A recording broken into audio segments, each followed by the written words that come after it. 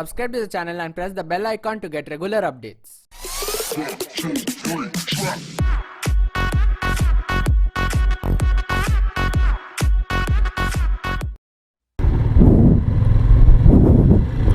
Hi guys, I'm Rishabh Chatterjee. This review is going to be based only on the riding experience. I'm not going to be telling you about the technical specifications.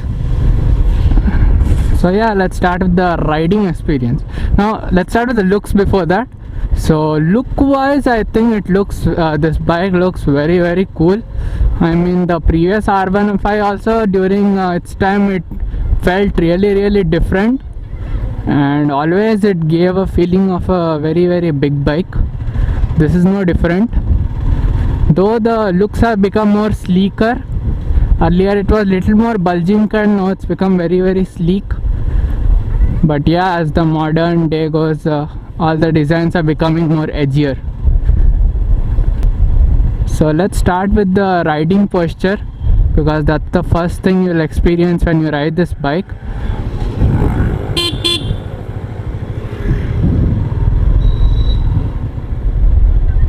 So when you first sit on this bike and start riding, suppose you ride a normal bike like a straight bike, then you will feel this one is a lot more inclined.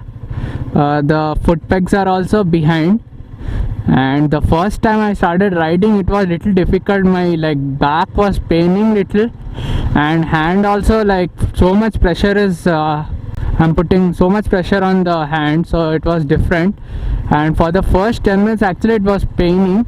Now slowly it has reduced because I took a break of 5 minutes in between, and now I'm a little more the pain has reduced, but still I think it will take some time to get used to this angle.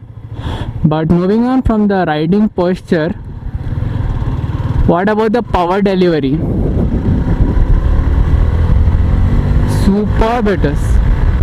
Very linear, and in higher gears too. If you are in city, and I was riding in traffic for some time, and the bike was pulling very easily. Now I don't have a practice of riding 6-gear bike, so always I was at a higher gear only, and the bike was picking up very nicely.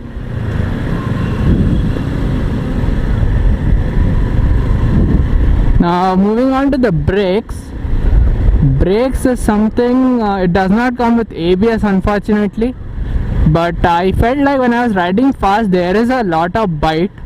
Now because this is disc brake, you will get that bite, but I'm not sure comparative to its competitors how good it is. But on its own I felt it's good, but if you suddenly hit on the front brake, the bike will dip in the front, so you have to be careful of that. Because I felt the brakes were strong, and when I pressed the brake hard, it was like I was fully going in front.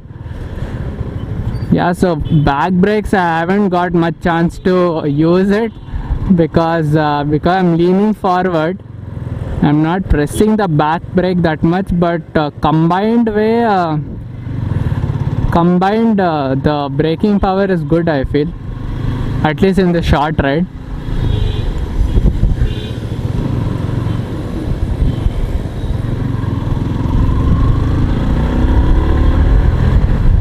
And this comes with a slipper clutch. The main USP of this bike is there are two USPs of this bike. One is I won't go fast because then the audio won't come clear.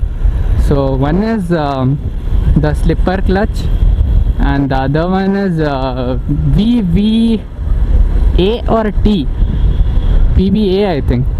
So the slipper clutch is for very smooth transitions. I'm in 6th gear and around at 40 it's going, no problems, no knocking, nothing.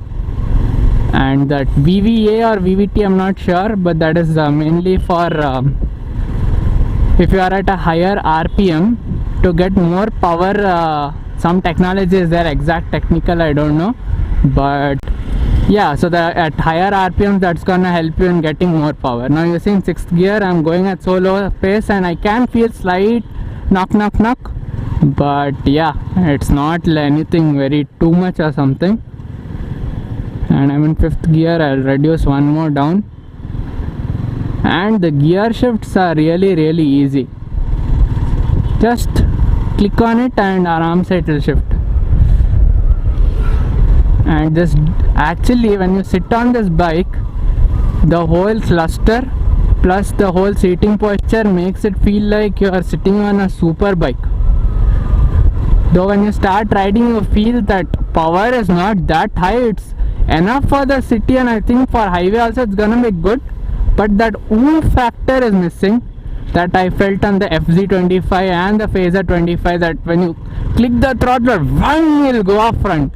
Any gear you keep, it will go off, accelerate. But in this it's not like that. You have to wait for some time and then it will start pulling fast. For city and highway both it's gonna be good, but it depends on whether you want something that has this kind of posture and this kind of fairing. Because if I don't know, at least I feel that if I ride this bike for too much time in city, I might get back pain. But let me know your thoughts whether that is true, or if we ride this bike for at least 2-3 days continuously, you'll get practiced and then there won't be any problem. But for this is actually a track bike.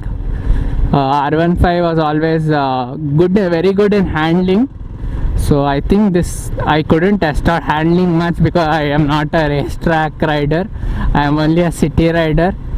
So handling, normal commute wise, I see mostly the comfort more than the handling, because in city you don't have much left right handling like hilly, but you have more of bumps. So yeah, and bumps and all, I'll take a left here.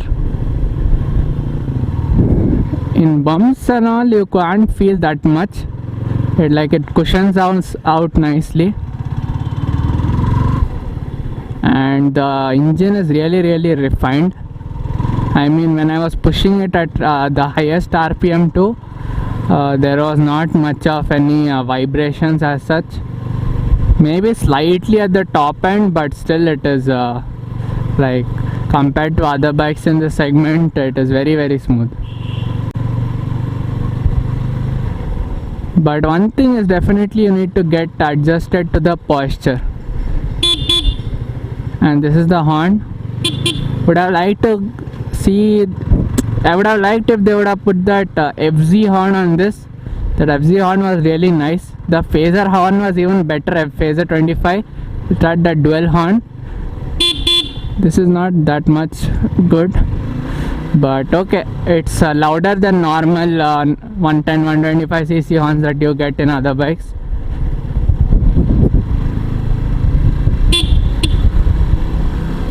Yeah, so what is my overall verdict after riding this bike for around 20 minutes? One thing that you need to make sure before buying this bike is the riding posture. If you like the riding posture, then it's gonna be a good bike for you. The price around 1,60,000, around that. I don't remember exact price, 63 or 68 on road. So it's a pretty budget friendly bike, but there is a lot of competition in this segment, and this is just a 150cc, whereas at 1 lakh you get 200cc. But this is Yamaha. Oh, you also get the actually FZ25 also very close to this range. I'm not sure it's lesser or slightly more, but yeah, that is not like this fat bike. And this tank, actually everything, you can sit like this and ride too, but I don't know, I can't ride like this. It's not comfortable. This is actually straight, whereas this is crouching front slightly, but this is what I feel comfortable handling. This way is like I'm not very comfortable. So yeah, really good bike, but with a few terms and conditions. If you are okay with those terms and conditions, like fairing, yeah, the riding posture slightly forward, 150cc bike, no ABS, but Yamaha quality you are getting. And I know this is gonna sell good, I think, because R15 has a fan following and they were waiting for a R15 new one for a long time. But unfortunately this does not get the inverted forks, the normal telescopic forks we get. The international version used to get that, but this does not get. But anyways, its final verdict, I would say it's a good bike, and if you like the design and all, then you should go for it, because in this price range you don't get like this fad, this kind of race sport kind of bike. Yeah, thank you for watching, and if you like this short info video, don't forget to hit on that like button, and if you want to include anything that I haven't said, comment below so that others can see. And yeah, if you're new to this channel, don't forget to subscribe and click on the bell icon, ting ting. This is Rishabh Chatty signing off, and I hope to see you soon in my next video. Bye bye.